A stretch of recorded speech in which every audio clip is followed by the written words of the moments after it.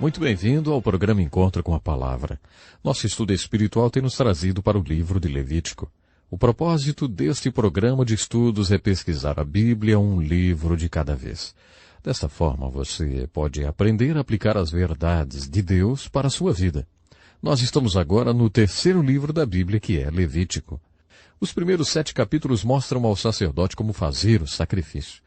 O foco desses primeiros 7 capítulos de Levítico permanece nos sacrifícios. O livro de Levítico não somente ensinava o sacerdote a como fazer e preparar o sacrifício, mas detalhava todo o significado destes sacrifícios.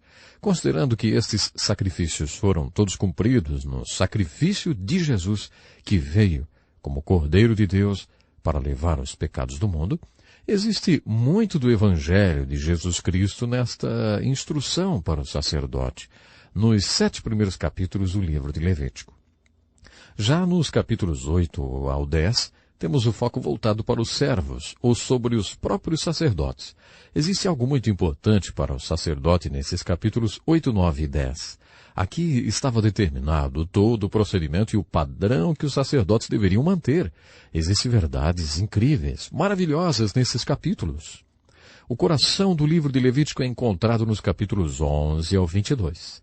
Eu chamo esta parte do livro de santificação, a tenda de adoração. E os sacerdotes que lá oficiavam tinham uma declaração de Deus, um testamento que mostrava ao mundo inteiro que as pessoas escolhidas, as pessoas de Deus, deveriam ser santas, porque o seu Deus é santo. A ênfase dos capítulos 11 ao 23 é que o povo escolhido é para ser um povo distinto, um povo diferente, um povo separado do resto do mundo para Deus, portanto, um povo santo. A palavra santo significa aquele que pertence a Deus. Essas pessoas pertenciam a Deus. A Bíblia diz que eles eram o povo de Deus. No livro de Levítico, o Senhor Deus diz: "Sede santos, porque eu, vosso Deus, sou santo. Vocês pertencem a mim."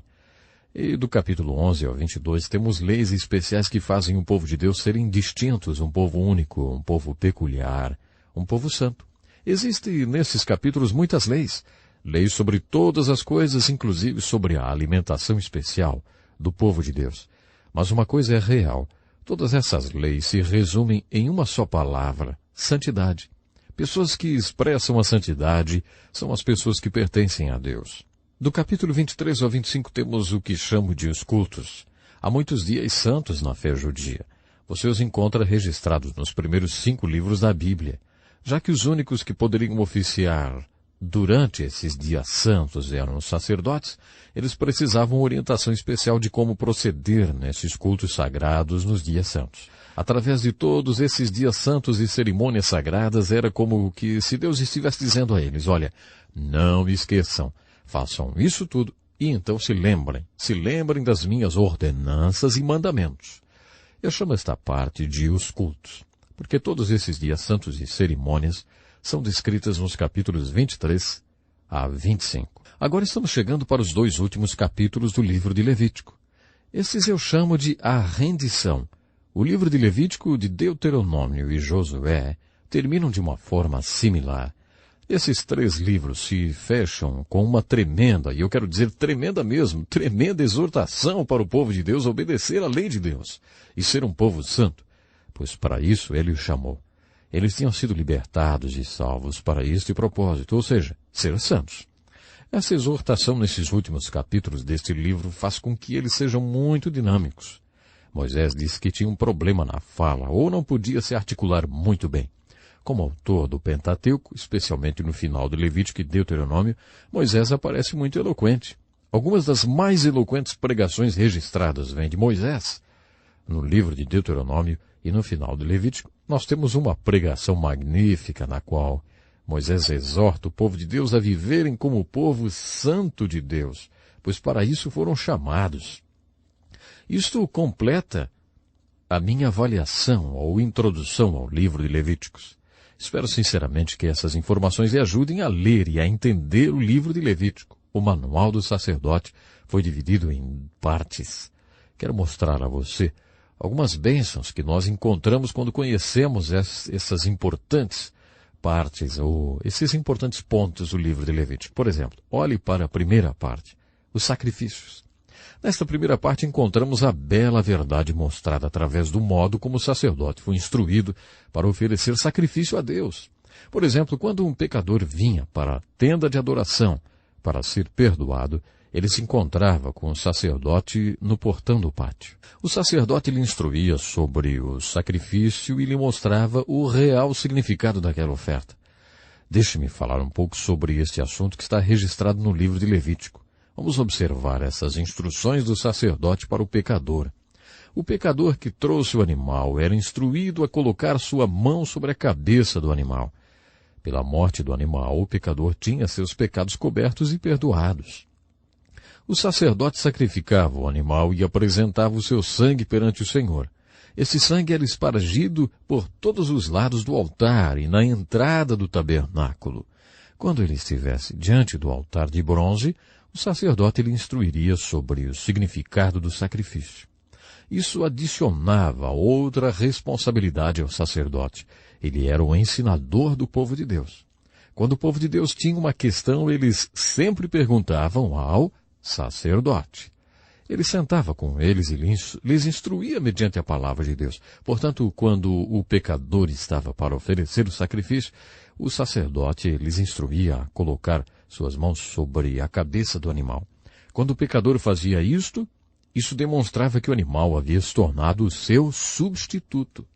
Todos os seus pecados haviam passado para a cabeça daquele animal. A morte que o pecador merecia aconteceu pelo sacrifício do animal. Este era o significado do sacrifício.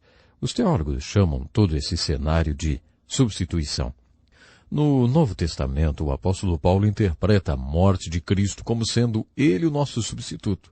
Considerando 2 Coríntios 5, 21, a qual diz: aquele que não conheceu o pecado, Jesus, ele o fez pecado por nós, para que nele fôssemos feitos justiça de Deus.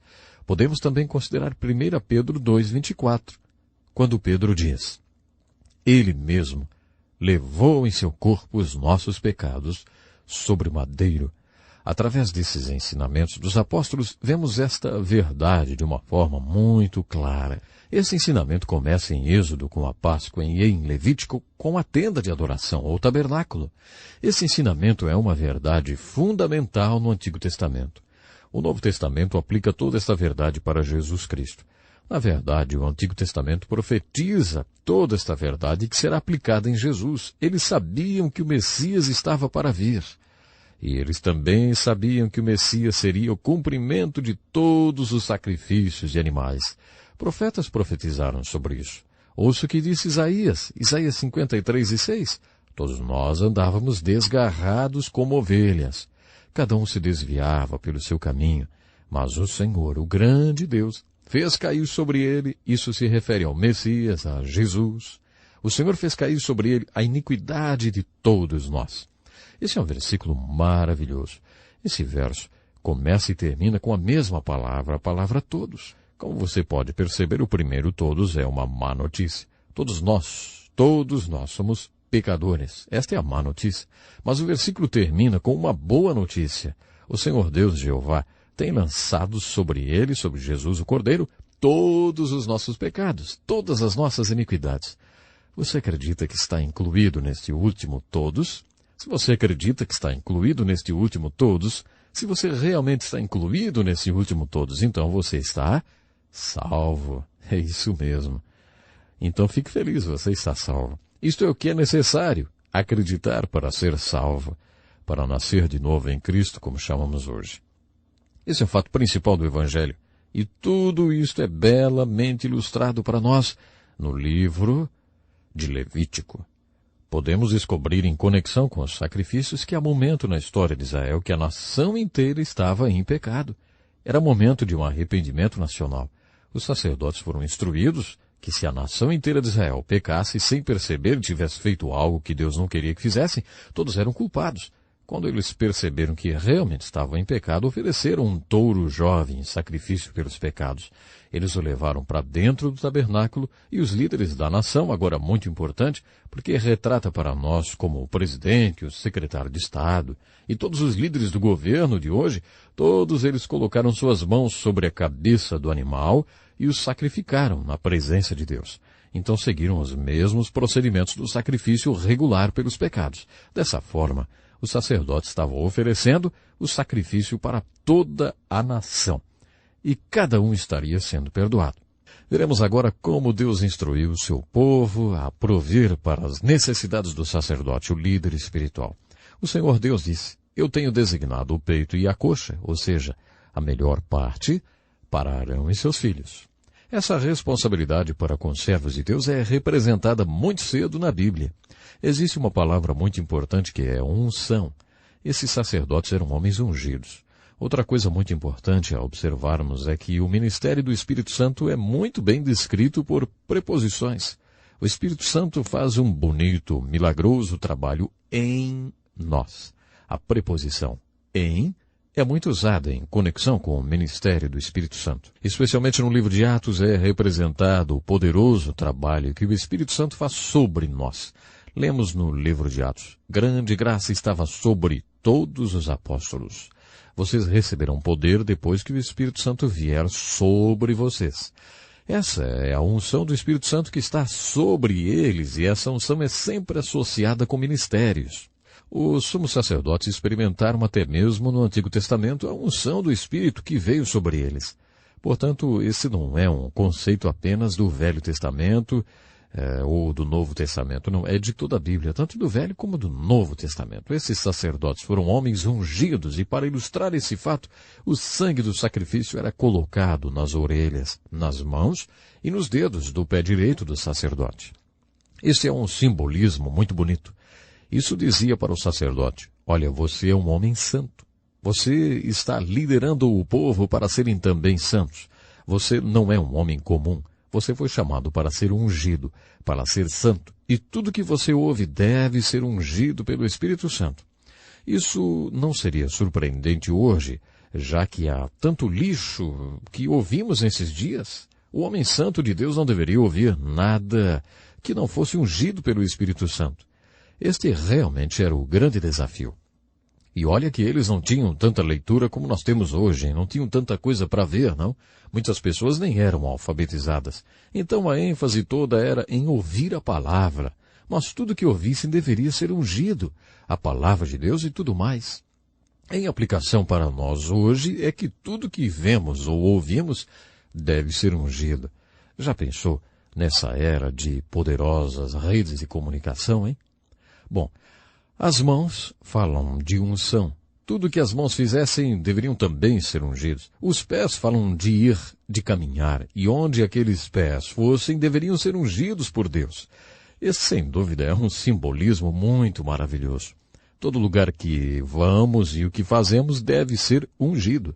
No livro de Levítico temos também uma bela ilustração sobre o que nos referimos antes, quando dissemos que Moisés escreveu sobre Jesus no livro da lei. No Novo Testamento, quando Jesus curava um leproso, ele sempre dizia: vai e se apresente para o sacerdote. Por que ele fez isso? Porque no livro de Levítico nós encontramos essa instrução.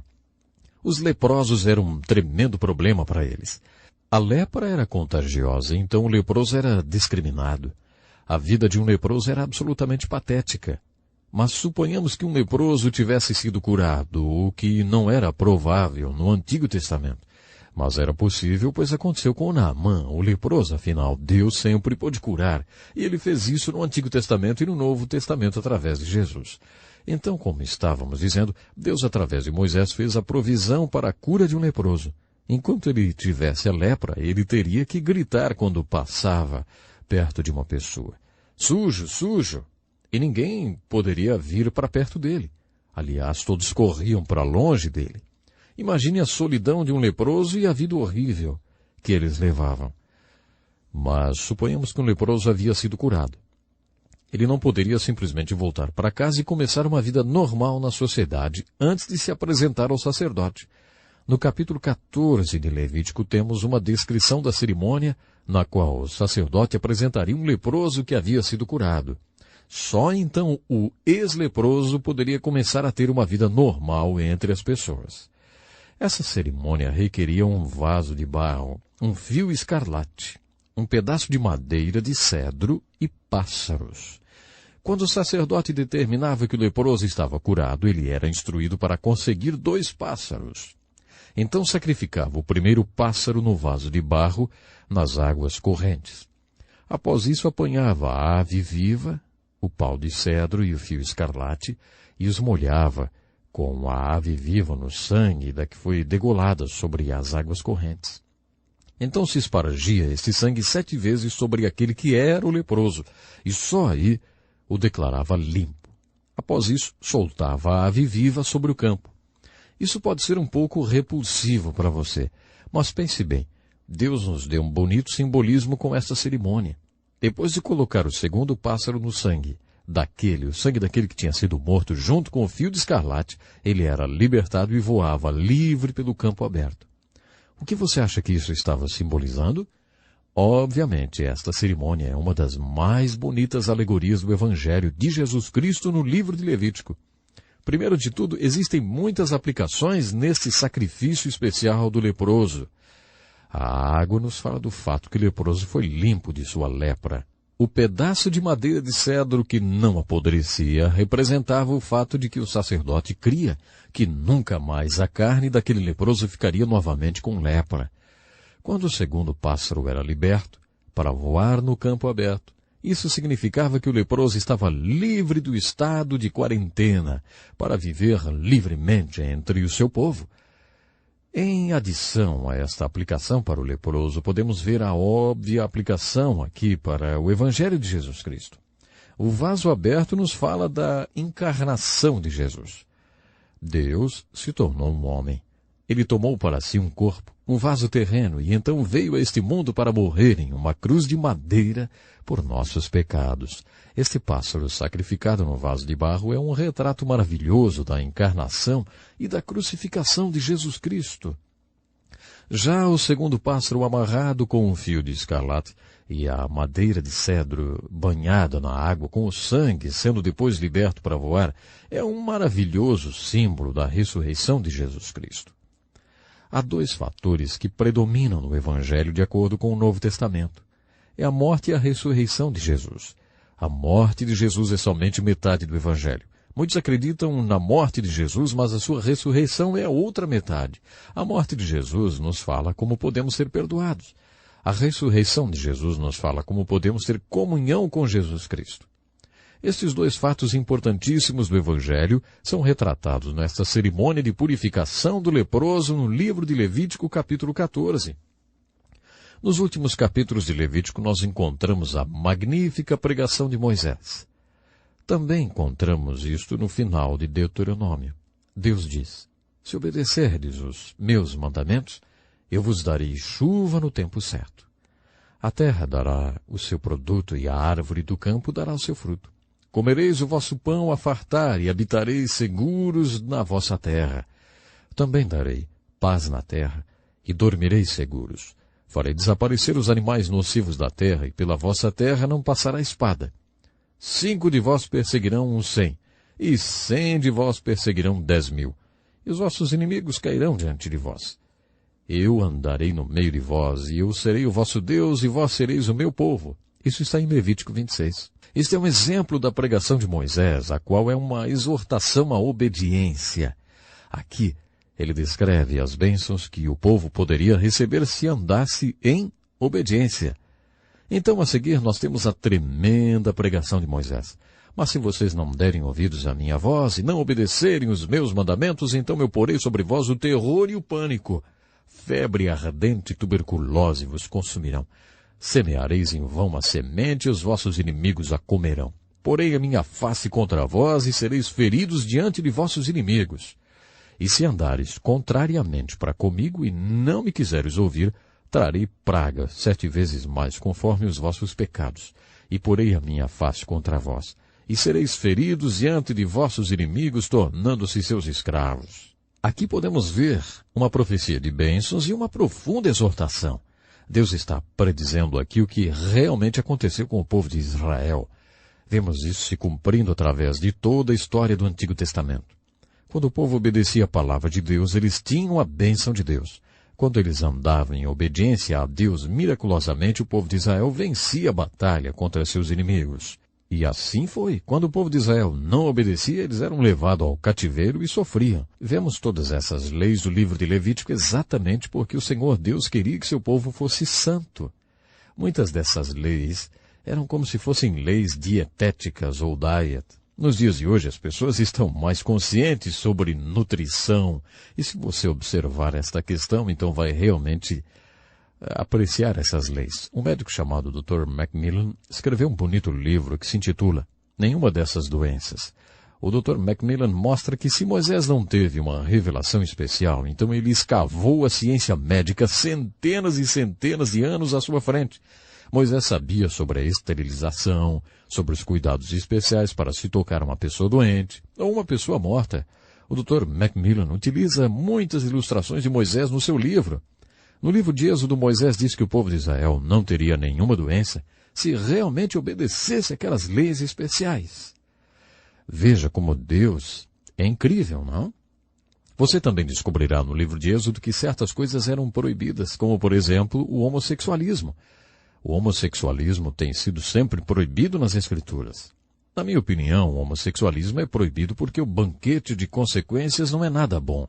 O estilo de vida do homossexual não é bom e nem feliz como eles gostariam que fosse, ou como eles gostariam que você pensasse. A homossexualidade não se ajusta ao plano de Deus para se ter casais e pais que venham gerar outros casais e pais. Duas pessoas homossexuais podem conhecer as necessidades um do outro, mas jamais vão se igualar a uma família. Moisés é muito claro e direto. Ele condena fortemente a homossexualidade. No livro de Levítico, Moisés também condena fortemente a feitiçaria e outras coisas mais. A lei de Moisés era severa, porque Deus queria que o povo judeu fosse um povo santo. A santidade é uma peça-chave para se entender o livro de Levítico. Eu espero sinceramente que essa introdução e avaliação do livro de Levítico lhe ajude a ler e entender esse precioso livro, e que você possa ser grandemente abençoado por esse livro. Lembre que o livro de Levítico era o manual do sacerdote que lhe mostrava como ser santo e ungido para ensinar o povo de Deus a ser santo. Sede santos porque eu, o Senhor, sou santo, diz o Senhor dos Exércitos. Essa é a mensagem do livro de Levítico para você e também para mim. Pense nisso e até o nosso próximo programa.